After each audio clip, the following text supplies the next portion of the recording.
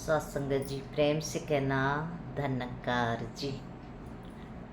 संतों महापुरुषों, सदगुरु की कृपा से, रहमत से हम सभी आज इस परमात्मा निराकार के दर्शन करते हैं। तो गुरु की कृपा से ये प्रभु परमात्मा हमारे अंग संग रहने वाला आज हमको समझ आया। तो गुरु की कृपा से गुरु ने समझाया कि ये प्रभु परमात्मा किस तरह से हमारे अंग संग रहता है। चारों तरफ मेरे राम का दुख लगे ना भाई, सतगुरु ऐसा भेटिया जिसने बनत बनाई। कि ये प्रभु परमात्मा निराकार चारों तरफ हमारे रहता है।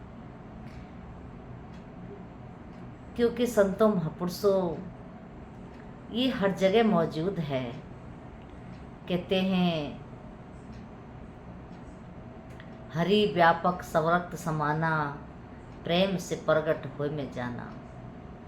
कि परमात्मा हरि सारे संसार में समान रूप से व्याप्त है।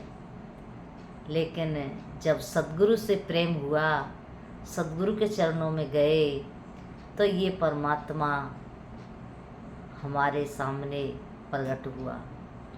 तो अब हमारी बारी है, हमने इसको किस तरह से अपने जीवन में लेना है, किस तरह से इसे अपने कर्म में लेना है। कहते भी हैं कर्मों से जाने दुनिया सारी, सद्गुरु ऐसा बनूं मैं निरंकारी। कि मैं ऐसा निरंकारी बनूं कि मेरे कर्मों से मुझे दुनिया जाने। कि मेरे कर्म ऐसे हो जाएं कि जो एक संत वाले होते हैं, एक भक्त वाले होते हैं। तो ये कर्म तभी बनते हैं जब हम भक्ति को अपने जीवन में स्थापित करते हैं। कहते हैं एक भक्ति होती है और एक भक्ति होती है। भक्ति तो सारा संसार कर रहा है जो भाग रहा है, और भक्ति एक ठहरने का नाम है। जो ठहर जाते हैं वो भक्त होते हैं और वो भक्ति करते हैं। तो जब हमारे जीवन में ये भक्ति आई तो हमारे जीवन में ठहराव आया। अन्यथा तो हम भी भाग रहे थे, कहीं कभी कहीं कभी कहीं। कहते हैं मथुरा वाले काशी जाते हैं, काशी वाले मथुरा आते हैं, और इस तरह से हाथ कुछ नहीं लगता। एक जगह दूसरी जगह, दूसरी जगह से दूसरी जगह भागते रहते हैं, लेकिन कहीं शांति प्राप्त नहीं होती। मन को समझाने के लिए थोड़ी देर के लिए हम भले कोई कर्म कांड कर लेते हैं, तो मन को थोड़ी सी तसल्ली मिलती है, और फिर से वही भूख चालू हो जाती है। जैसे हम सुबह खाना खाते हैं, दोपहर को फिर भूख लग जाती है, दोपहर को खाना खाते हैं, शाम को फिर भूख लग जाती है। इसी तरह से जब भक्त अपने मन के मुताबिक भक्ति करता है, तो उसके जीवन में भी ऐसा ही होता है कि थोड़ी देर के लिए शांति मिलती है और फिर मन में बेचैनी होना शुरू हो जाती है। लेकिन जब भक्त को भगवान मिल जाते हैं, ये प्रभु परमात्मा के दीदार हो जाते हैं, तो फिर उसका मन ठहर जाता है। क्योंकि फिर उसको कहीं ढूंढने जाने की ज़रूरत नहीं होती, फिर सामने ही ये परमात्मा मौजूद होता है। वो इसको देख कर के संतुष्ट रहता है। जब याद आती है तभी सामने देख कर के इसे धन्यंकार कह लेता है, सिमरन कर लेता है। तो ही निरंकार मैं तेरी शरण हाँ, मैनू बख्श लो। तो उसके जो मन की एक बेचैनी है वो शांत हो जाती है, वो ठहर जाता है।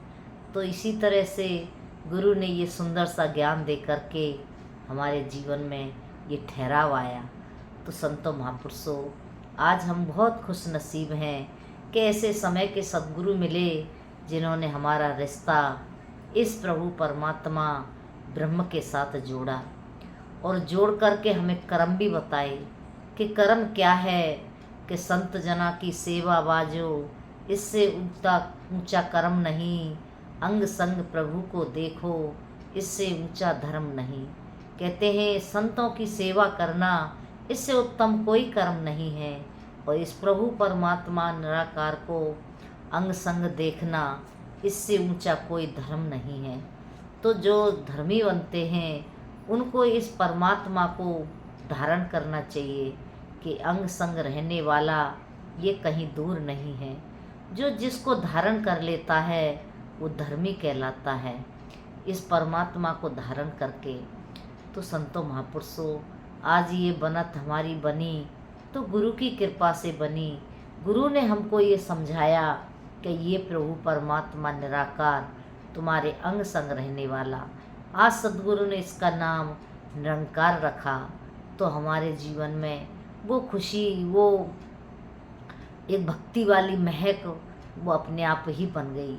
अन्यथा तो ये जीवन ऐसे ही चला जाता।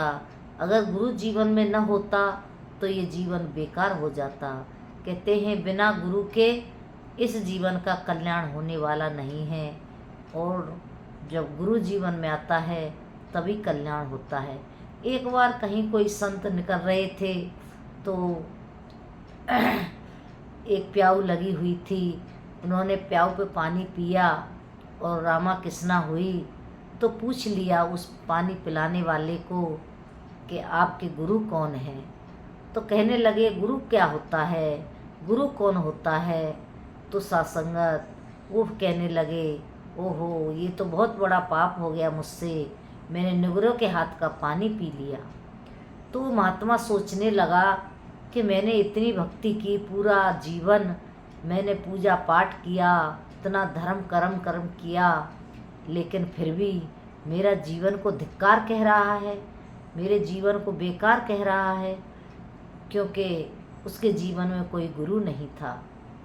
तो वो बात वो महात्मा तो कह के निकल गए, लेकिन उस व्यक्ति के मन में बड़ी बेचैनी होने लगी जो पानी पिला रहा था कि मेरा ये ऐसा कैसे शब्द बोल गए। तो घर में आए, अब घर में खाना खाया, सो गए। सुबेरा हुआ तो उसके जो बेटे की बहू थी वो झाड़ू लगा रही थी, और झाड़ू लगाते लगाते इस प्रभु परमात्मा सद्गुरु का गुणगान कर रही थी कि सद्गुरु तेरी बड़ी कृपा है, तेरी बड़ी रहमत है कि तूने मेरे ऊपर कृपा की।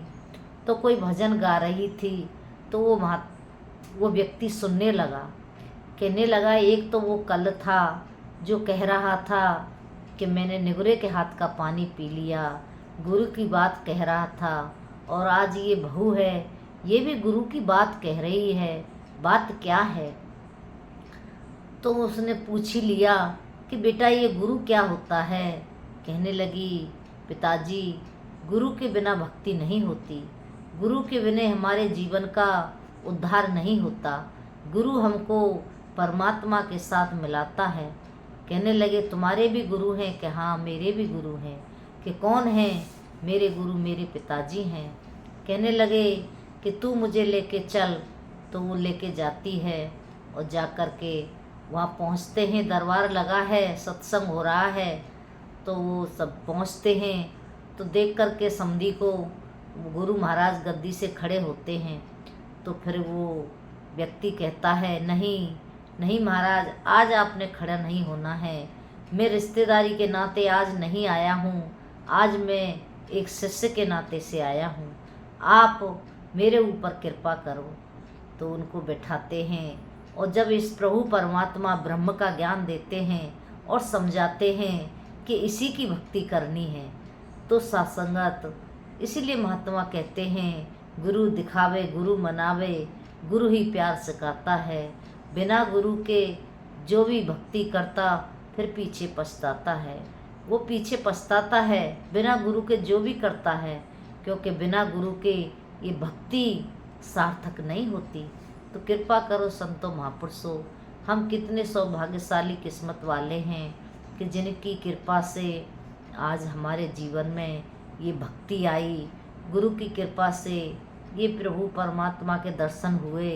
तो आज हम इनका शुक्राना करते हैं कि सद्गुरु आपका लाख लाख शुक्र है कि आपने हमारा जीवन भक्ति के साथ जोड़ा, इस परमात्मा के साथ जोड़ा। हम बहुत खुश नसीब हैं, हम भागों वाले हैं, किस्मत वाले हैं। सुसंगत हमारे जीवन का कल्याण हुआ। तो आओ संगत, आज हमारी बारी है। हमने भक्ति करके अपने जीवन का कल्याण करना है, क्योंकि गुरु ने तो ज्ञान दे दिया। गुरु का काम होता है ज्ञान देना, और उस पर चलना तो हमें ही होता है। गुरु ने हमको इस परमात्मा को दिखा दिया कि ये परमात्मा है। अब इसके साथ एकमेक होना हमारा काम है। हम कैसे इससे एकमेक हो पाते हैं, किस तरह से हम इसको अपने जीवन में लेते हैं, किस तरह से हम इसकी भक्ति करते हैं, ये हमारे ऊपर निर्भर है।